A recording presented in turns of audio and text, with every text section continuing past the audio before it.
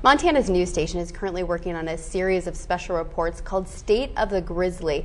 Our own Mark Holyoak had the opportunity to talk to one of the premier grizzly management experts here in the state, and he is here to give you a sneak preview of his special report, which will air this Sunday night at 10 o'clock. Good morning, Mark. Good morning.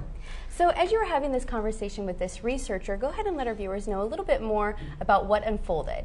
Well, his name's Chris Servine. He's been here for about 30 years, actually more than that. He graduated from the University of Montana, but it's interesting, as of this June, he will be in his current position for 30 years. Wow. So he is the person that knows about grizzly bears. He's the grizzly bear recovery coordinator for the U.S. Fish and Wildlife Service. He also teaches a class here and there at UM, so he's been out and about, and he's the man. He knows it. He is definitely, as you mentioned, because he's worked here for about 30 years, knows a lot of what is going on with the bear itself, the grizzly bear itself.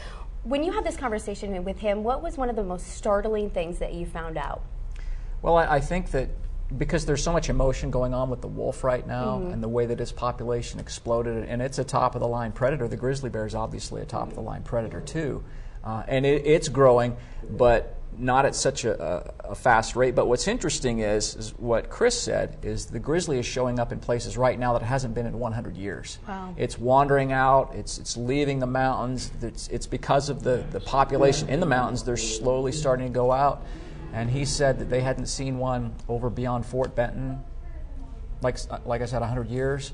And he said it wouldn't surprise him for them to make their way into the rattlesnake in the next 10 years or so. So they're growing, not exploding, but they're constantly growing. And it's just a matter of time until maybe we see some around here sometime. Absolutely. All right, Mark, is there anything else that you want to let our viewers know about your special report that's taking place on Sunday? I think it's interesting also that he is here in Missoula, and we speak about grizzlies because Missoula, of course, being the home of the Montana Grizzlies.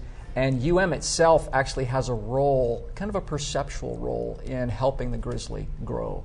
And we'll talk about that as well. Very fascinating. Thanks so much, Mark. I know I'll be tuning in, and hopefully our viewers will too. And once again, Mark's special report on the State of the Grizzly will be taking place this Sunday night during our 10 o'clock newscast.